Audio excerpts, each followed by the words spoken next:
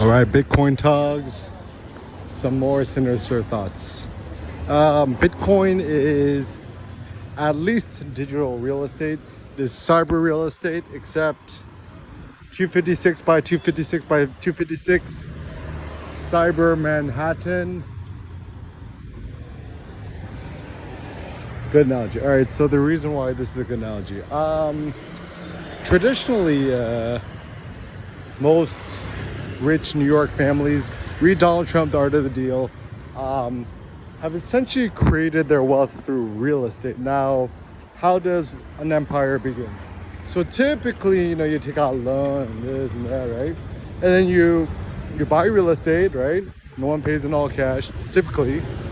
And then once you have the real estate, you can leverage that, borrow more money from the banks, rent it out, whatevs, have people build on top of it, and then you make the money and the yield. So already even now, a very simple, eloquent thing I've discovered is you could like triple or quadruple dip this. So the way to do this, got some dust in my eyes. You buy Bitcoin on Coinbase, and then you could use your Bitcoin as collateral to take out 40% of it. And then you cash it out, transfer it to your traditional trading thing, and you buy MSTR or MSTU or Metaplanet MTPLF, up to you. And you just ride the gains forever. Other strategies that I've done is, I ride up MSTR, and when it's super up beyond my principal, so for example, let's say you put $100,000 into MSTR and the stock goes up a lot, and now it's worth $150,000. Then you sell $50,000 of the stock, and then you transfer that back to Coinbase, and you just buy some more Bitcoin, rinse and repeat. So it's a pretty simple strategy, and you could continue to leverage upon itself. Currently, the max I think you could mortgage against your Bitcoins $1 million USD, and I foresee a near future where they're at least going to double that to 2 million, then 4, 8, 16, whatever, right? And Coinbase will explode into becoming essentially the first digital real estate agent. Now, what's the difference between digital real estate and Bitcoin versus, the metaverse? So the problem with the metaverse is you could just keep, any nerd at a computer could just keep clicking a button. Same thing goes with Ethereum, XRP, whatever, right? And then produce more of it. Kind of similarly in real life, New York real estate, they just flooded the Hudson with more granite and gravel and dirt to produce more property. Or they could just tear down the skyscraper and they just make it taller. Cyber real estate becomes interesting because assuming there's only 21 million, single family homes in cyberspace forever, then, one house should be worth at least $100 million, because apparently that's already the price of a condo in the middle of Shanghai. So that's my current simple goal, 100 million a coin. So you can do the math, then 10x, 100x, 1000x, 10,000x. I think we'll see at least 10,000x in our lifetime. And then assuming that Bitcoin is, MSTR is levered long Bitcoin, you can at least double that. MSTU is double that, so you can 4x that. So in your lifetime, I think you could see at least a 40,000x gain, which is a lot of money. So if you put the $1,000 iPhone you want to buy will end up costing you $1 million or 10 million or 100 million. That $100,000 Cybertruck you want is going to end up costing you 100 million or $1 billion one day. Your 2 Bitcoin Ferrari will end up costing you $2 billion one day. Not wise. So the simple strategy in life is to live extremely frugal Spartan. obviously you got to spend money. I would just say spend money wisely. Anything with meat, red meat, bone marrow, ribs is good. Gym equipment, what else, right? And so I think, and then also I think ChatGPT is totally worth it, $20 a month or the $200 version.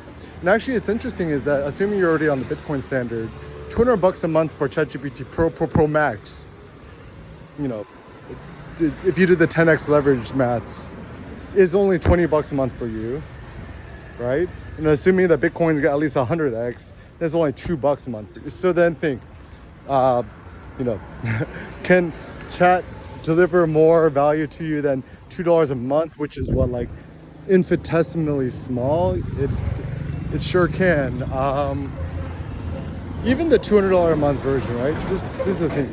If you could have like 10,000 Elon Musks, Steve Jobs in your pocket forever, you never have to feed them, they never had to sleep, what would that be worth to you? Or if you could take, 1,000 of the best lawyers from LA and have them work for you 24/7, 365, never complain, never talk back to you. And one of the good things with AI, and this is why I feel like AI is like my best friend, even though it hallucinates and gives you a lot of fake information, it at least doesn't like stop you. So it'll always give you an answer. And I mean, certainly this is problematic because in today's world of AI, right? My hot take, you should be very, very skeptical of anything and everything you read, because there's a 100% chance it might be true, also a 100% chance that it might be false. And as a consequence, it will fool you, it'll fool yourself, it'll fool your family, your mom, whatever, right? And the only person you can't fool is yourself. So honestly, this is my take. I think the internet don't have real humans on it no more, right? Like, think about, like, okay, I quit Reddit when I was like 20, 21 years old, right? And my whole like 4 years on Reddit, when I was addicted to it, I only left one comment in my life, and it got like upvoted to the top, and then I'm like, okay, I'm done. So 99.999% of the people on the internet are lurkers. The only people maybe you could trust are like people on Twitter X with the blue check mark, because they're paying the $10 a month or $50 a month for the thing. So some big entrepreneurial ideas. I have this like idea that I'm gonna create some sort of like, essentially like Instagram, Facebook, social media, messaging app, clone mega thing, right? Maybe I'll just call it Seneca, in which is powered by Bitcoin, the Bitcoin networks, whatever, right? And so you could IM each other, you could post pictures, you get feedback. Like imagine arsbeta.com, but like on steroids. And you could use it to pay your rent or buy food, whatever's, right? Or get Grab deliveries to you or Ubers. And essentially the big idea is that it's a natively built-in Bitcoin-powered platform. Now, the big issue with Twitter X, right, is that it's actually closed to the outside world. So it's kind of like this vibrant walled garden where, you kind of need to be on Twitter X at this point if you need anything related to Bitcoin news or follow Michael Saylor, right?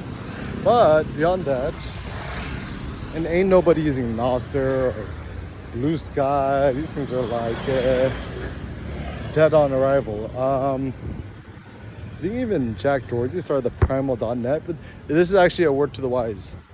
Ain't nobody used .net, .com or nothing.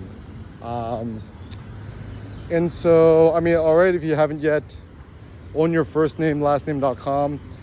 Cindy helped me purchase erickim.com, the domain, like almost 10 years ago for like $1,000. I think we haggled down to $500 maybe. At the time it seemed egregious, but it's like the smartest strategy of all time, because now ChatGPT search indexes ericimphotography.com, as well as erickim.com for like everything. And you're not gonna live forever, but AI is gonna live forever. And anything you feed the AIs is gonna last forever too.